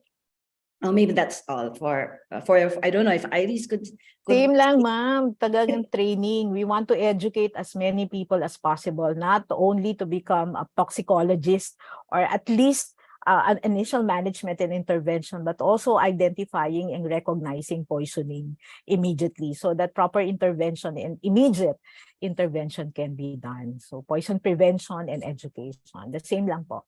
Thank you po. Thank you. Raymond, maybe we can take one more question. Go ahead. One more question, very important, and this is what Ma'am Irma wanted to answer, but I'll throw it to the current chair. Does NPMCC have a toll-free 24-hour telephone number or hotline? Toll-free ba yun? But we have a 24-hour hotline number. Siguro, kasi before the challenge is the long distance, no? Kasi we only have a direct line and the local line at the Poison Center. But now we have 2 cell phones. And through internet as well, we can also answer queries and referrals. So we can answer anywhere in the world and even a local setting and international setting as well. We have answered referrals from other Asian countries before. And so we communicate with them also through the internet. So that's the beauty of the internet. So we can take advantage of it. So we can communicate with other people and other countries as well. And we discuss cases as well, or even referrals. So Yeah, we thank take you so much, advantage of all Iris. these advanced Yeah, technologies. Thank you, ma'am. We'll discuss offline how we can support, how we can help you. I think we're very fortunate to have a poison center in the Philippines, but then I can see even on my text messages and on chat that they need to get that number, to have that number always. So we'll see how we can work together on that. All right. Now, I apologize because I know there are still a number of questions. Maybe our consultants can just answer directly into the Q&A. But we have to go to our parting words. But before that, we will answer the questions in the fun quiz. Go ahead, Raymond. Can we have it on Slido also, so that everyone can see? For our very first question po, no, I'll make it alternate na lang po. Si Ma'am Lynn muna din si Dr. Iris. The first question is, which of the following are in the top 10 causes of poisoning in the country? Is it A, paracetamol, B, bleach agent, C, pesticide, D, alcoholic drinks, or E, all of the above?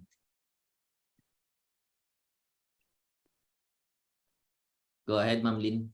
Okay, it's all of the above.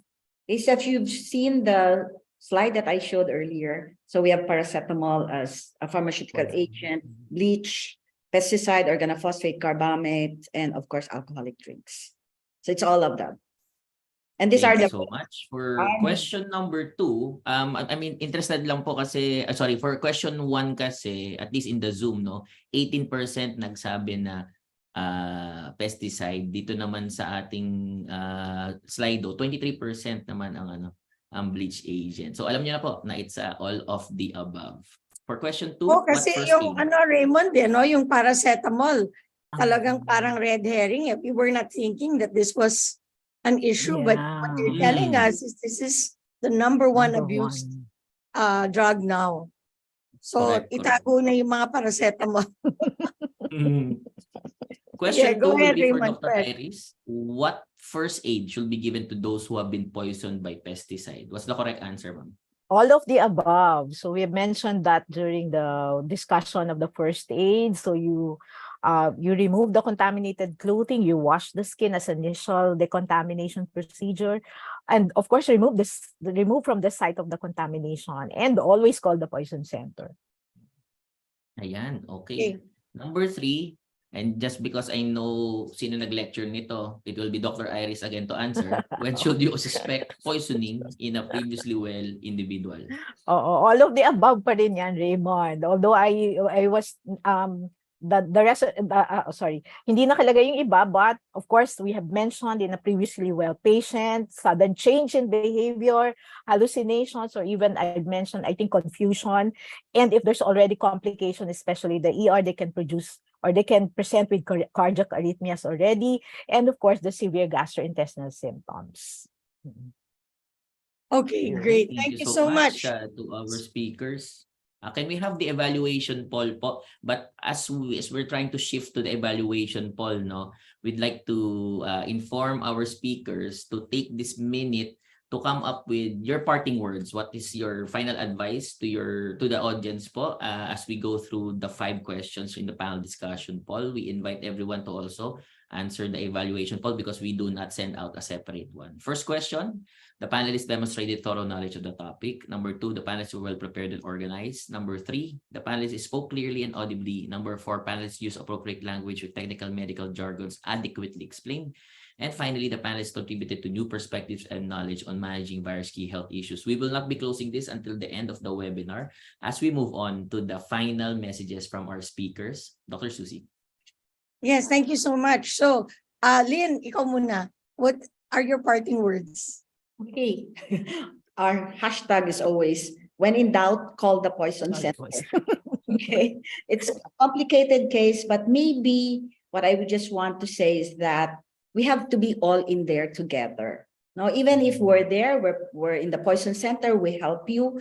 But when we don't take responsibility as far as safety, even in our homes, in our workplaces, in our communities, then we will always be faced with all these poisoning cases. But I know that when we work as a team, anything good can happen. Thank you so much, Lynn. Okay, so let's go to Iris. Iris, go ahead. Yes, thank you, Ma'am Susie. So we know that we know that supposedly our home is the safest place for us, but then again, as you can see, we have a lot of potential chemicals and poisons at home. So be very careful with our chemicals that you handle at home and even the drugs. And please don't hesitate to call the poison center if you are suspecting poisoning. We are here to help you. And as mentioned by Ma'am Lynn, we also want to connect and to educate people and prevent poisoning, because as we have always been mentioning, prevention is still better than cure, especially in poisoning. Thank you very much. Okay, thank you so much. We will now have our brief synthesis from Dr. Stella Jose. Stella, take it away. Good afternoon, everyone. Today we had a very informative lecture from all our speakers. Professor Emeritus Nelia Cortez Maramba said in 1975 the poison cases rapidly increased because of the fertilizer that was used, no, in that Masagana program, and through her, the university recognized toxicology as a specialization, and then we have the National Poison Management and Control Center as approved by the BOR in 1994. Today, the NPMCC has a masteral program in toxicology, and it is linked to their fellowship. So I advise everyone who's interested in it to apply in NPMCC. We have Professor Lynn Panganiban, who spoke on the active identification and assessment of the risk of toxicity, and she said that you should provide information and timely and appropriate action.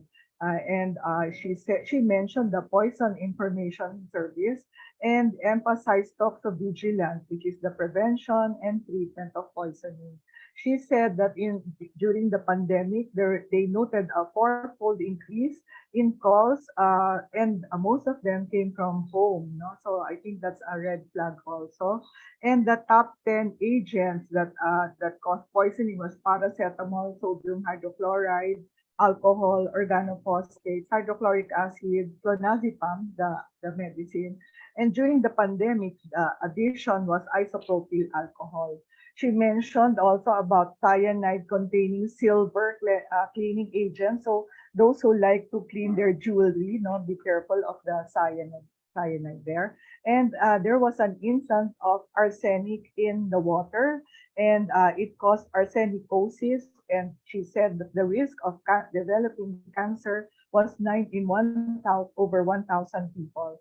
And what was the lesson learned in that incident? She said that adherence to sound scientific principles and using evidences as to guide for subsequent action. I think that's very important. Teamwork and commitment and effective communication. Dr.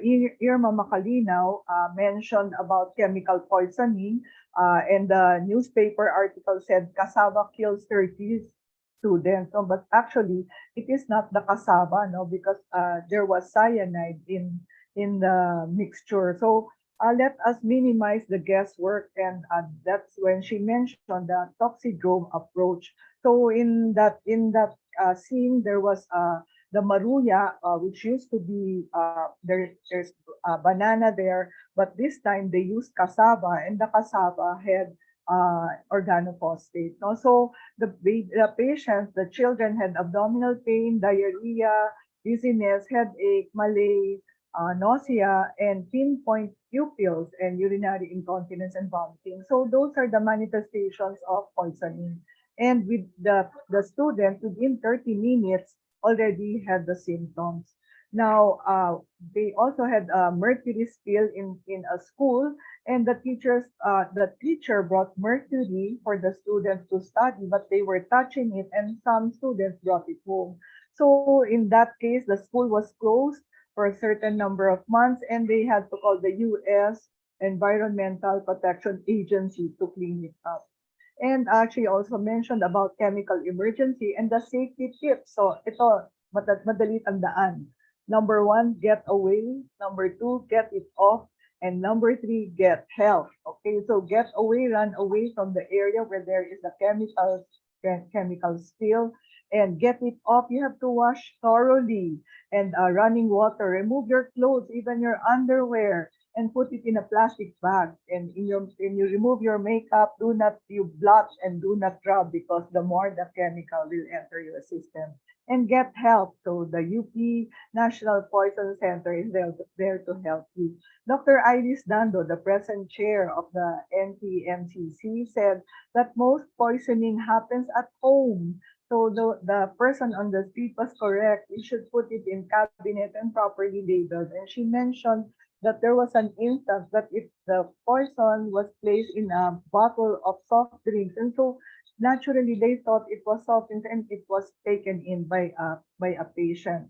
Most poisoning like gasoline, motor oil, kerosene, pesticides, mothballs, and antifreeze. No, you don't know that these are actually poisonous household products such as ammonia, detergent, and medicine and vitamins. So do not leave the medicines lying around like pain relievers, cough and cold medicine, CNS drugs, antihypertensive, especially vitamins. So vitamins, iron, can be, you can have an overdose of that, and it can also be life threatening for you. Cosmetic and personal products are also dangerous, and so you have to be careful about this because sometimes children can play with it and swallow it. And miscellaneous poison. So, there was a picture of Dieffenbachia. That is a plant. No? There was a picture in the presentation. And it's really, it looks really harmless, but it is poisonous. No? So when do you suspect poisoning? So it was mentioned, confusion, altered mental status, and others. So the emergency actions during poisoning is first, remain calm. Do not panic. Okay, check the safety of the scene, emergency medical services, and it's called the Poison Control Center. So the first aid was mentioned. I suggest that you all go back to the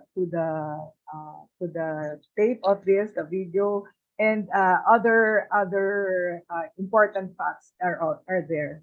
Thank you very much for listening. Okay, thank you so much. That's Dr. Stella Marie Legaspi Jose, who is head of the Expanded Education and Training Program of PGH. And actually, Stella behind the scenes is able to get all our experts. So thank you so much, Stella, for that synthesis and for being able to get our excellent speakers on the webinar. Okay, before I announce what we're talking about when we come back on April 14, Raymond, do you want to just share the results of the evaluation? Thank you, Dr. Susie. It's still ongoing, but 70% have already participated. So at least 92% of all of our participants said that they strongly agree, and it was very well received and appreciated in terms of the webinar. So testament po ito sa ating excellent topic and also the speakers who really gave their time and effort po to have us a great webinar for today. Before Dr. Susie gives her announcement po, announcement lang po ulit, wala po tayong episode next week. We will be going on a Holy Week break. We will see each other on April 14th, which is 2 Fridays from now. So maraming salamat po. We hope everyone will take the break to recharge and re-energize, and hopefully we'll be able to give you another excellent webinar for when we come back on April 14th. Dr. Susie? Okay, on April 14, we are celebrating the month-long awareness campaign for primary immunodeficiency syndrome. So apparently there are kids who are born whose immune systems don't work. So wala silang panlaban sa infection. So this is something that our colleague Dr. Joni Santos Ocampo is championing, and I think it'd be good for everyone to learn about this very exciting topic. It's not new, but we have to raise more awareness about it because maybe it's not recognized, and you just have these kids who just keep on getting sick all the time, laging may sakit, no? So primary immunodeficiency syndrome, that will be on April 14 with Dr. Joni Santos Ocampo and some other reactors. So see you on April 14. Thank you so much, Dr. Susie. Before we conclude our program, we'd like to thank everyone, especially our speakers from the National Poison Management and Control Center, from Dr. Nelia Cortez Maramba, Professor Emeritus, from Dr. Lynn Panganiban, former head of NPMCC, Dr. Irma Macalina, who is currently shuffling because of the national team meeting on CBRNE, and finally, the current chair of the NPMCC, Dr. Iris Dando. Maraming salamat po sa inyong lahat. Before we formally conclude our program, our All Stop COVID Deaths and webinars are archived for viewing at the TVUP YouTube channel. Kasama po nito yung ating SCD Shorts, yung po yung short consumable videos. You just go to youtube.com/TVUPPH and you'll be able to see both the webinars, 139 na po siya ngayon, maging 140, and then yung SCD Shorts. po natin kung nag-aabang po kayo. Maraming salamat po. And hopefully that's something that you gain nuggets of wisdom throughout the day po. So this formally closes our webinar for the week. Again, magkita po tayo 2 weeks from now, not next week, 2 weeks from now, from 12 noon to 2 p.m. It's a day. Together, we can stop COVID deaths. So keep safe, keep healthy, and see you online.